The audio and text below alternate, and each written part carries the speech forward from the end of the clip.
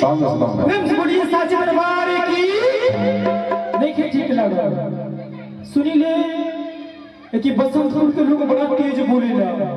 आज का बात है कि इतना धीरे बोलता तनी तेज बोले लोग हमनियों के लाइव चलो तो गोपालगंज के लोग भी जाने कि शायद बसंतपुर में लोग बहुत तेज बा। बसंत बसंत बसंत वल्ली बसंत बसंत प्रेम से बड़ी मुर्गी महारानी की साचे दरबार की। आई भैया हम कमेडियन सुनील हंकारपुर आप लोगों के भाई आप लोगों के भतीजा आज हमने के बसंत महोत्सव में आई बनी जा बड़े भैया आदरणीय नरमुंडा स्वामी जी के माध्यम से तो हमने की सभी देखेला कॉमेडी वीडियो सुनाई ले हमने की माता बहन बेटी जो हमने की घर में हमने के पुराण जो डूबत रहा उहे चीज हम उठा के अपनी वीडियो के माध्यम से डाली ले जो कि 1-2 घंटा में 4-5 मिलियन व्यूज चल जाला। आज रोड़े लोग के आशीर्वाद से हमने के रोजी रोटी चलता आई बड़ा कम टाइम बा एगो गीत गाए एगो भजन गाए अपनी बात से 2-4 गो कॉमेडी सुनाए जो आज हमने के परिवार में होता। पहले एगो आप लोग कॉमेडी से जानते हैं आपका कॉमेडी सुनना कॉमेडी हाँ बात ना कहना भैया और आपकी जुगलबंदी होगी। आई कबो कबो हमने के घर में हमने के परिवार में कबो कबो ऐसा अचानक घटना घट जला लो जब कोनो रिश्तेदार आ जाला तो जिसे मेहरारू अपने घरे कोनो परिस्थिति में रहली सो जब वो मेहरारू दूसरा के घरे जाने लो तो हजार गो लगले भावे को भले अपने घरे जब आटा साने ले तो पसीना टॉप टॉप चुएला मगर उहे मेहरारू जब दूसरा के घरे चल जाई तो कही अरे बाप रे बाप जे कितना गर्मी होता का घर लाइट में ठका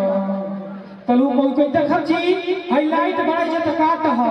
जब के हिन्ना के आवत रहला ना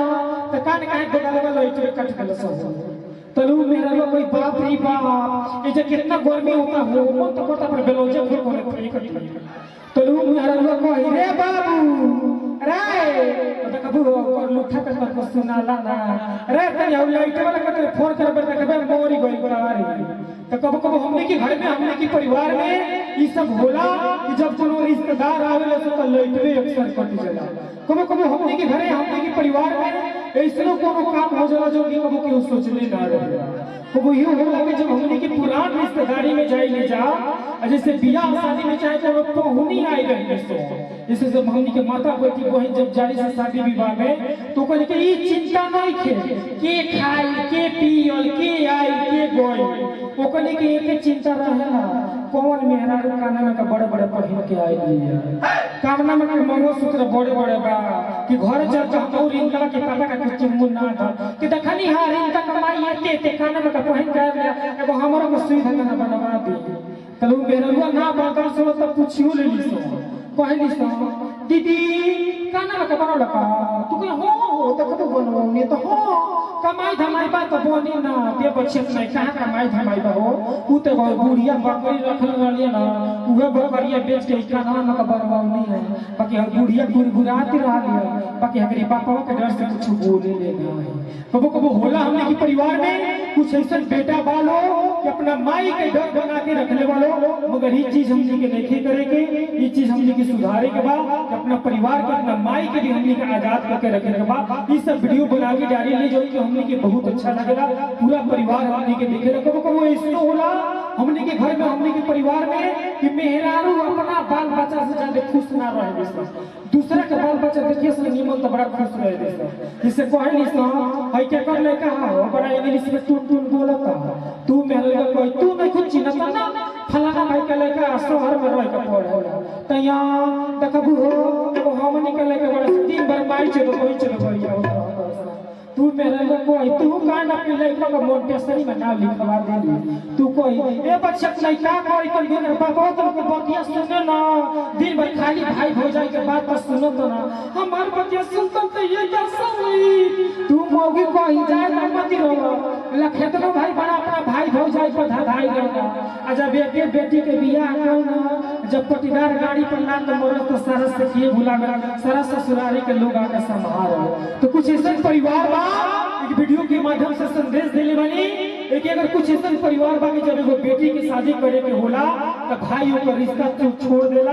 मगर हम भाई लोग से हाथ जोड़ के रिक्वेस्ट करब कि मेहरारू आपस में कुछ करसा, मगर भाई भाई से कबो प्यार खत्म नहीं करे के। मुश्किल घड़ी में सबसे ज्यादा हमने के भाई काम में आवेले। ये चीज तो हम वीडियो बना के डरली जो कि आज वीडियो 20 मिलियन भी क्रॉस कइले बा और सबके प्यार आशीर्वाद मिलेला। आई बड़ा अच्छा लगता आज हमने के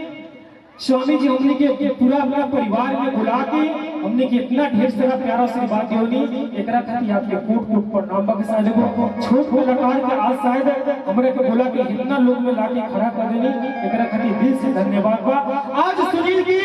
आप लोग अपने अंगूठा के बल से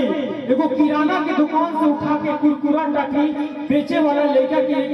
उठा के आप हमरे के मूवी तक भी भेज देने वाली, जो कि खेसारी भैया के साथे, पवन भैया के साथे, निरहु लाल यादव जी के साथे हमने के मूवी आवता, अक्षरा मैम के साथे हम खुद वहां के दियादिन बनल बनी। वो सब आप सबके सपोर्ट और आप सबके प्यार बा। एगो गाना हमारा आइल बा जो कि धानी बिगड़ गई थ्रेसर, जाके आप लोग सुनी, बहुत पारिवारिक गाना गइले बनी। एक ही दिन में एगो सब्सक्राइबर पर गाना डालनी, आज हमार गाना शायद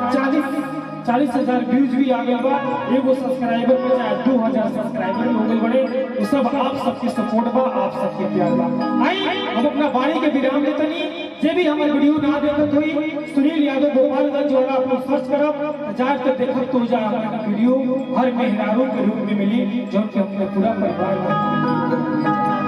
आई चलिए